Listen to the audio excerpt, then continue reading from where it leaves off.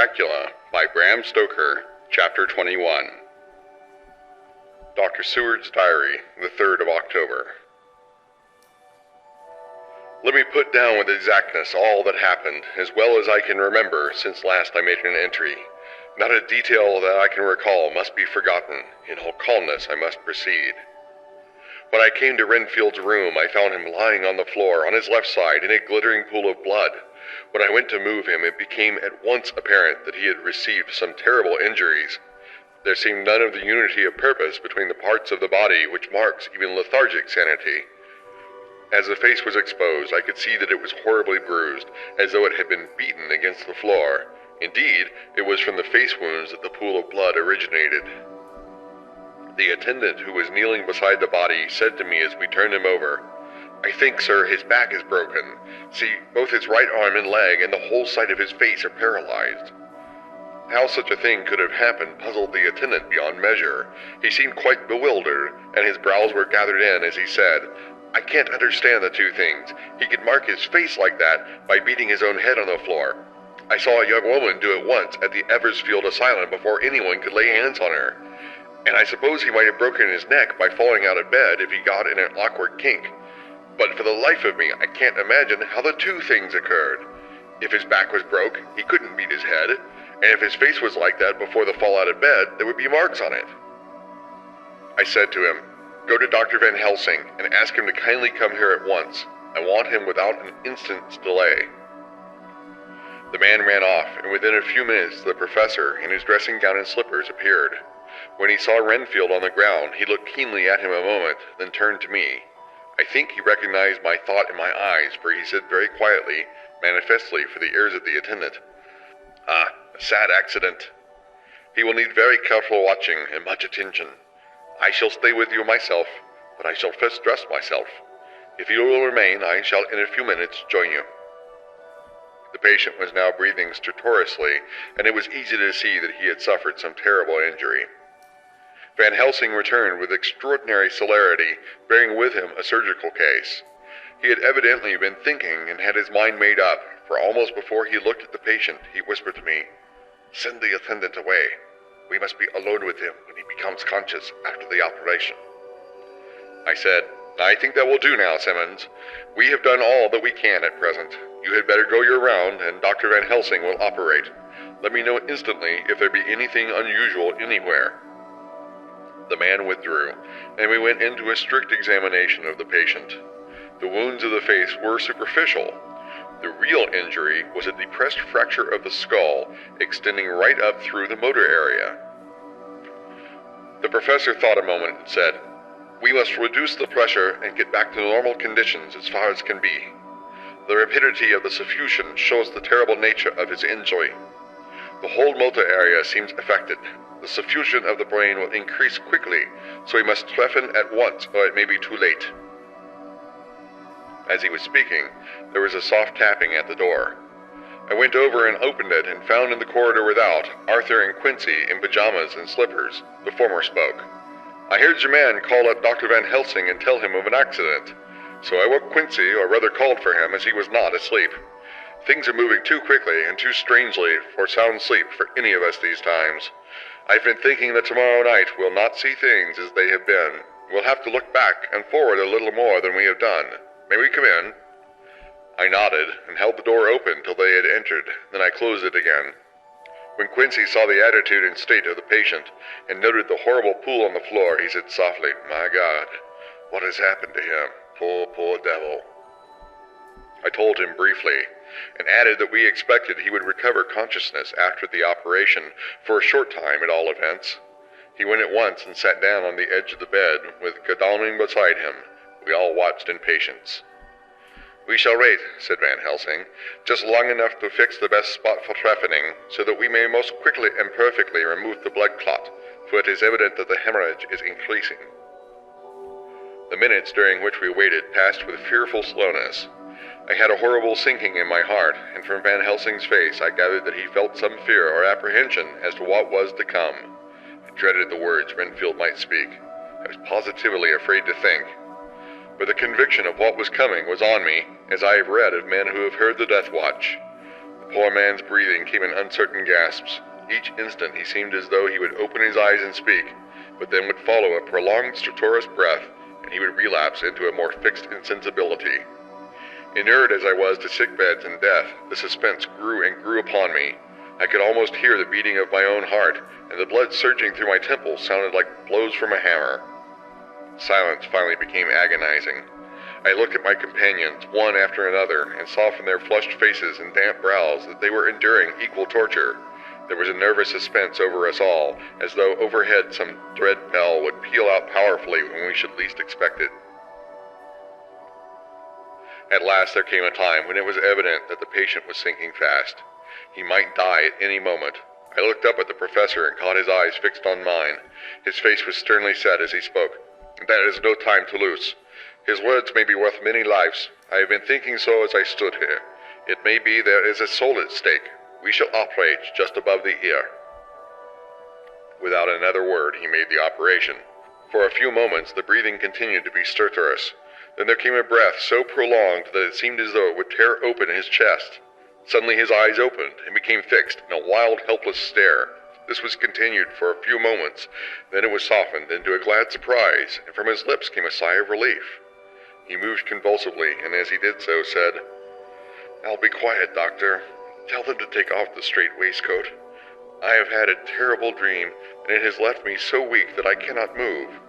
What's wrong with my face? It feels all swollen and it smarts dreadfully."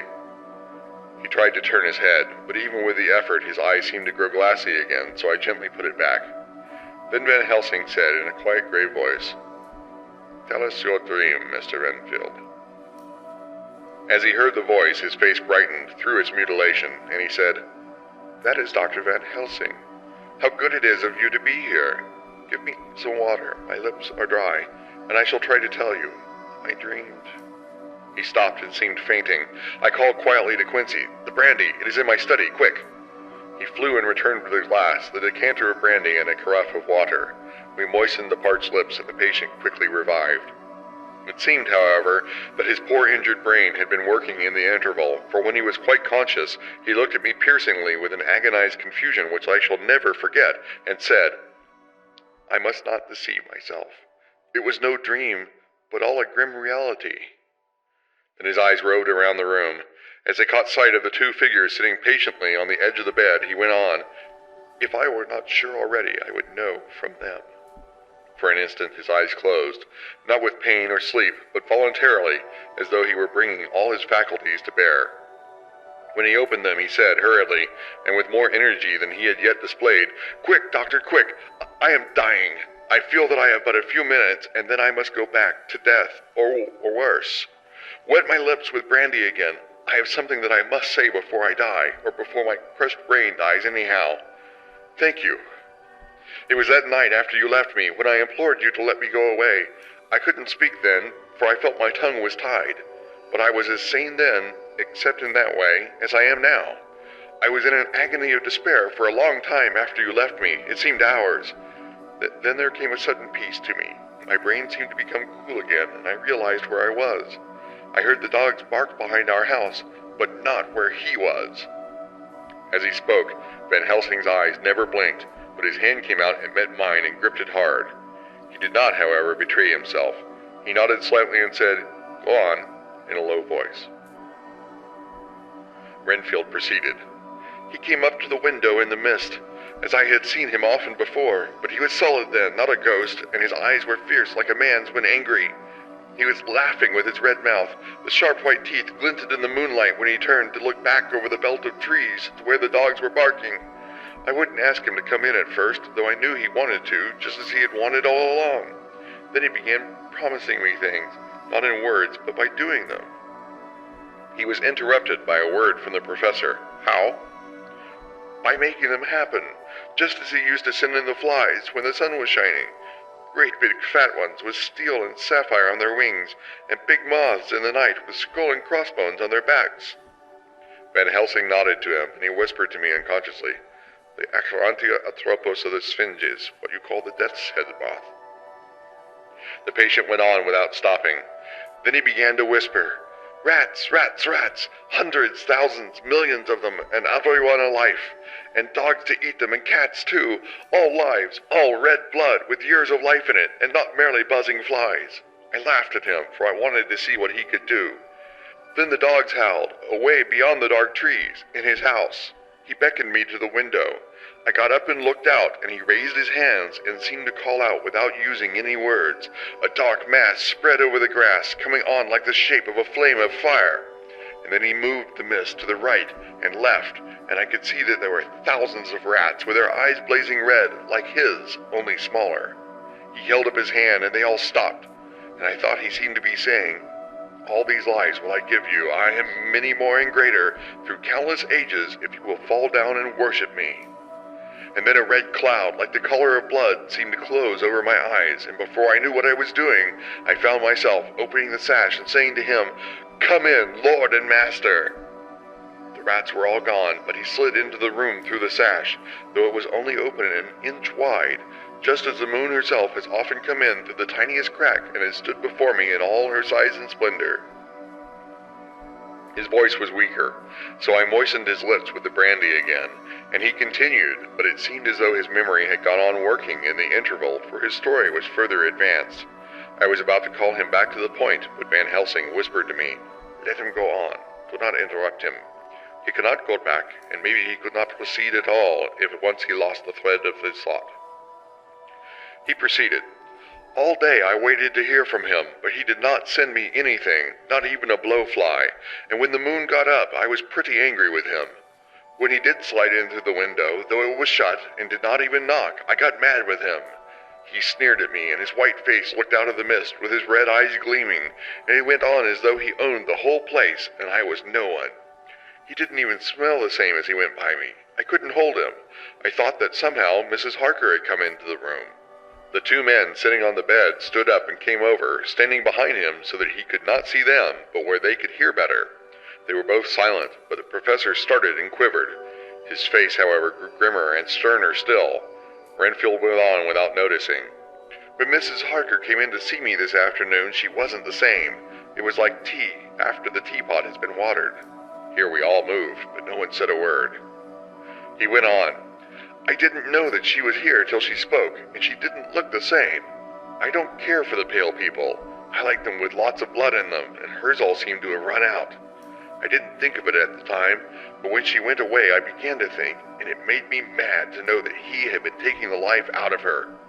I could feel that the rest quivered, as I did, but we remained otherwise still.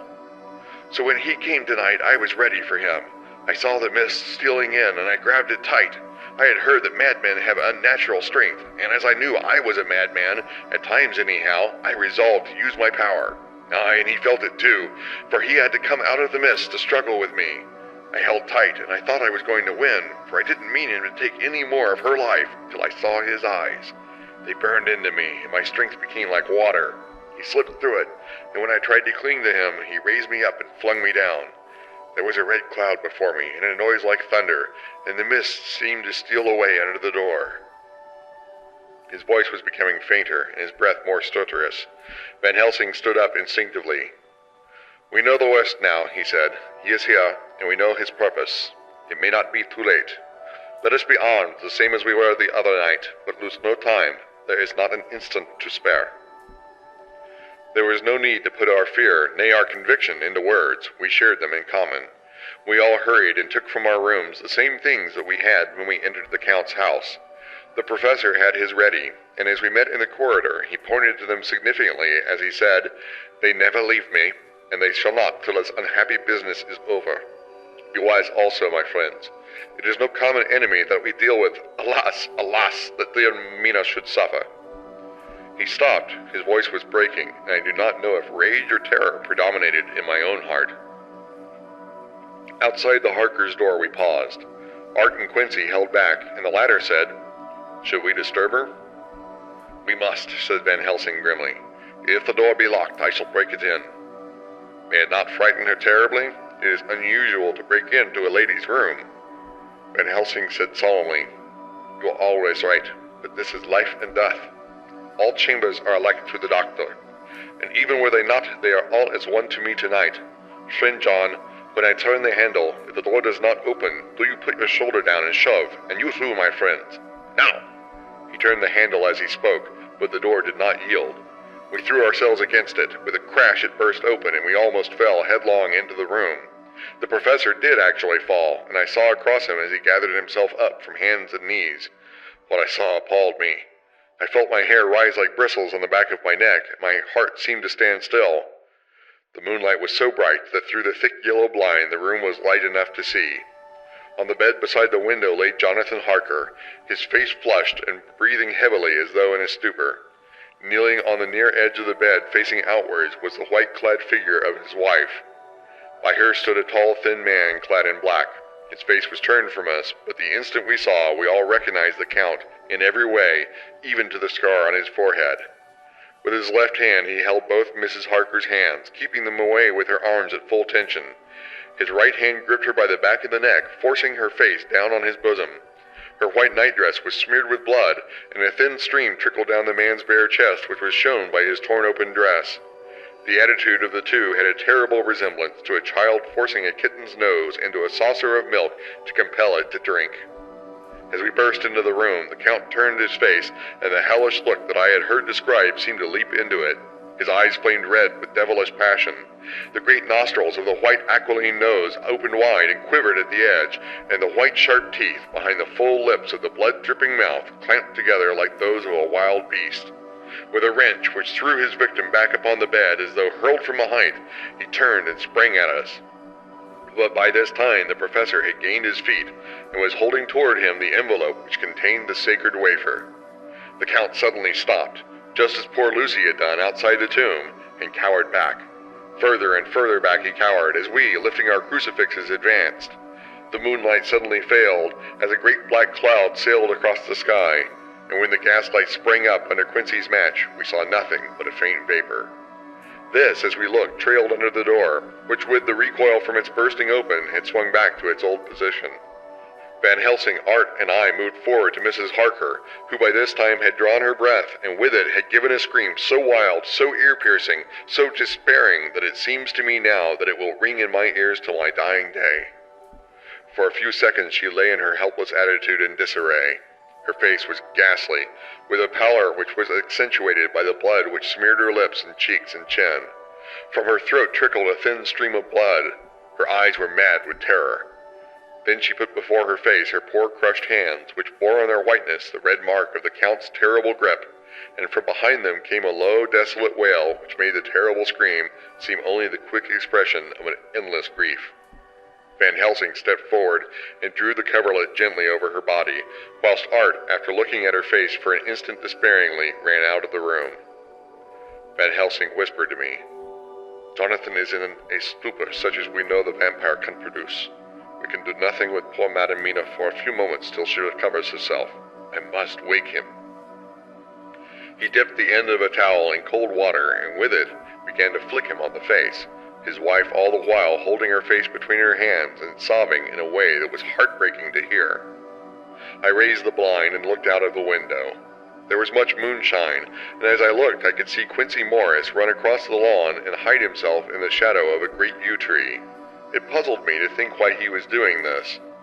But at the instant I heard Harker's quick exclamation as he woke to partial consciousness and turned to the bed. On his face, as there might well be, was a look of wild amazement. He seemed dazed for a few seconds, and then full consciousness seemed to burst upon him all at once, and he started up. His wife was aroused by the quick movement, and turned to him with her arms stretched out as though to embrace him. Instantly, however, she drew them in again, and putting her elbows together, held her hands before her face, and shuddered till the bed beneath her shook. "In God's name, what does this mean?" Harker cried out. "Dr. Seward, Dr. Van Helsing, what is it? What has happened? What is wrong? Mina, dear, what is it? What does that blood mean? My God, has it come to this?" And raising himself to his knees, he beat his hands wildly together. "Good God, help us! Help her! Oh, help her!" With a quick movement, he jumped from the bed and began to pull on his clothes, all the man in him awake at the need for instant exertion. "What has happened? Tell me all about it," he cried without pausing.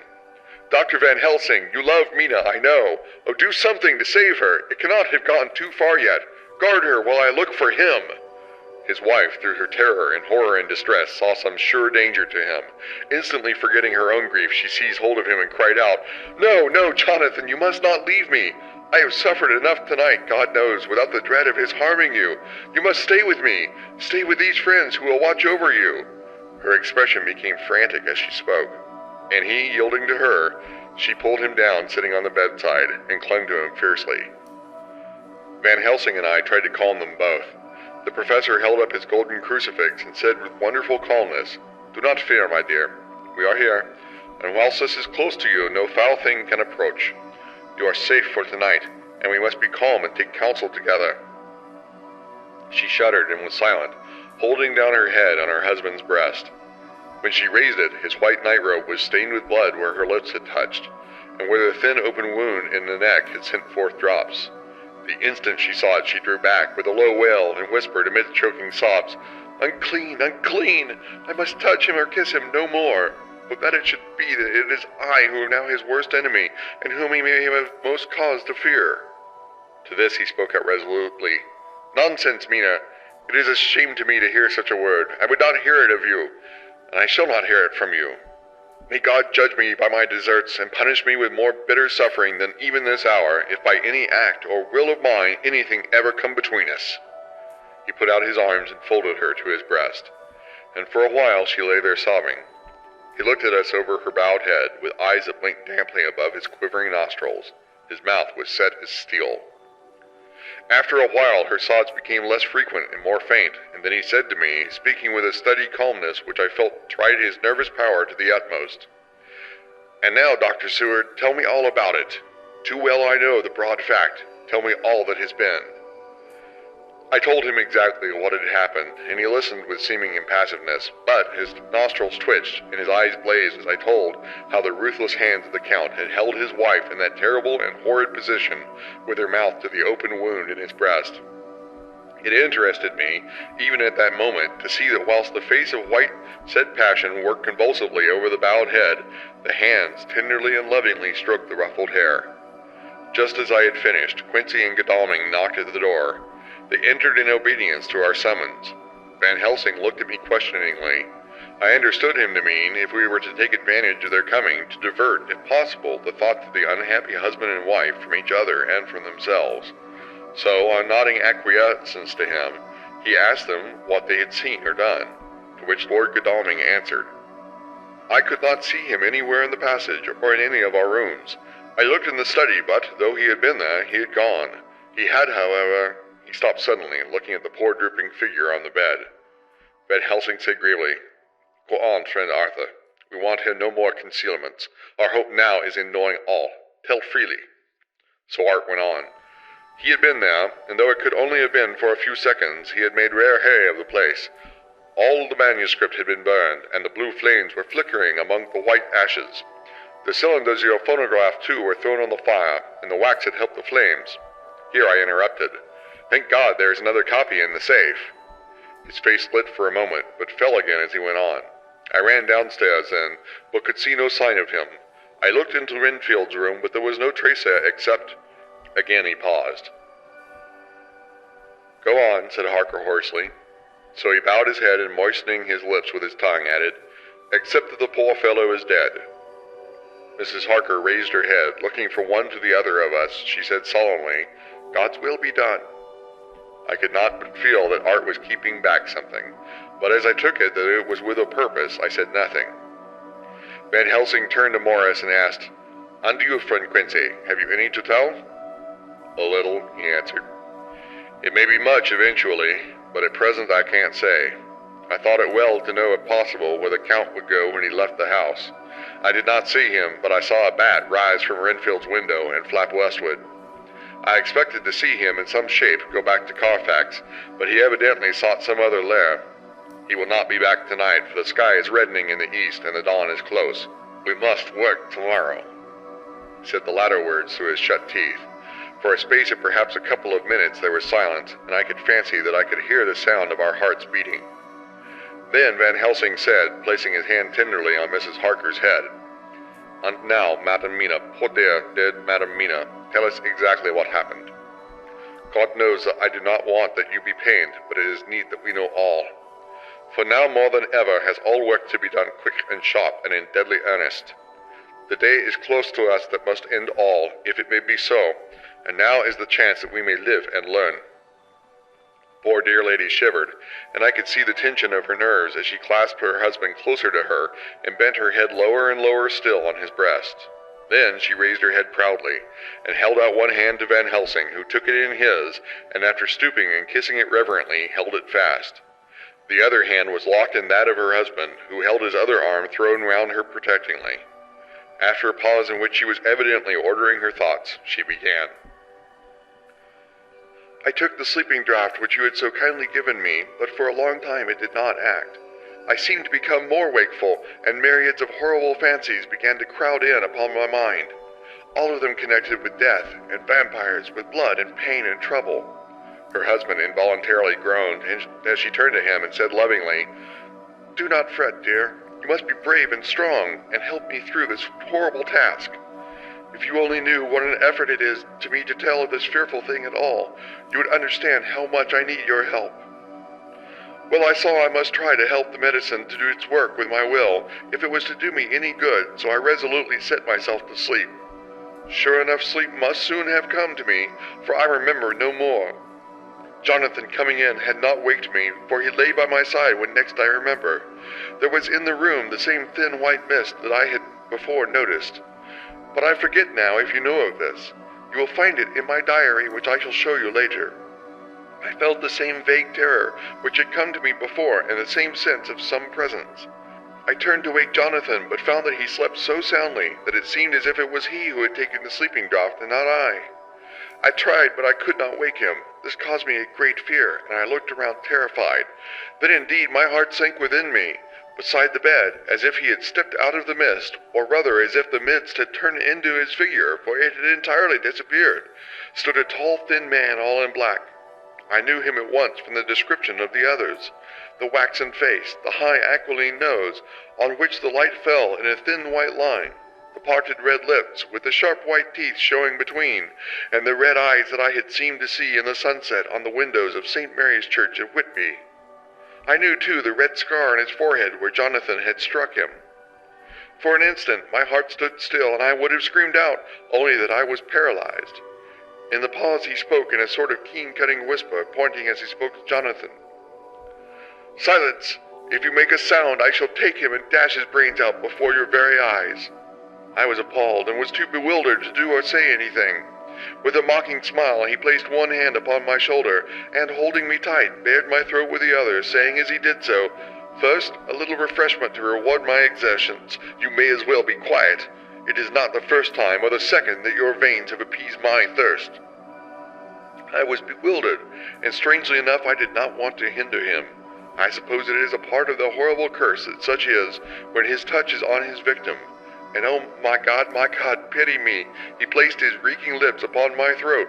Her husband groaned again. She clasped his hand harder and looked at him pityingly, as if he were the injured one, and went on. I felt my strength fading away, and I was in a half-swoon. How long this horrible thing lasted I know not, but it seemed that a long time must have passed before he took his foul, awful, sneering mouth away, and I saw it drip with the fresh blood. The remembrance seemed for a while to overpower her, and she drooped and would have sunk down but for her husband's sustaining arm. With a great effort she recovered herself and went on. Then he spoke to me mockingly. And so you, like the others, would play your brains against mine. You would help these men to hunt me and frustrate me in my design.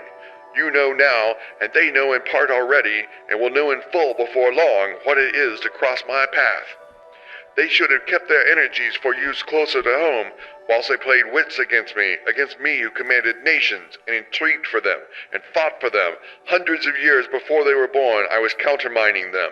And you, their best beloved one, are now to me flesh of my flesh, blood of my blood, kin of my kin, my bountiful winepress for a while, and shall be later on my companion and my helper. You shall be avenged in turn, for not one of them but shall minister to your needs. But as yet you are to be punished for what you have done. You have aided in thwarting me. Now you shall come to my call. When my brain says, come to you, you shall cross land or sea to do my bidding, and to that end this. With that, he pulled open his shirt, and with his long, sharp nails opened a vein in his breast. When the blood began to spurt out, he took my hands in one of his, holding them tight, and with the other seized my neck and pressed my mouth to the wound, so that I must either suffocate or swallow some to the... Oh, my God, what have I done? What have I done to deserve such a fate? I who have tried to walk in meekness and righteousness all my days. God, pity me. Look down on a poor soul in worse than mortal peril, and in mercy pity those to whom she is dear. Then she began to rub her lips as though to cleanse them from pollution. As she was telling her terrible story, the eastern sky began to quicken, and everything became more and more clear. Harker was still and quiet, but over his face, as the awful narrative went on, came a gray look, which deepened and deepened in the morning light, till when the first red streak of the coming dawn shot up, the flesh stood darkly out against the whitening hair. We have arranged that one of us is to stay within call of the unhappy pair till we can meet together and arrange about taking action. Of this I am sure. The sun rises today on no more miserable house in all the great round of its daily course. End of chapter 21.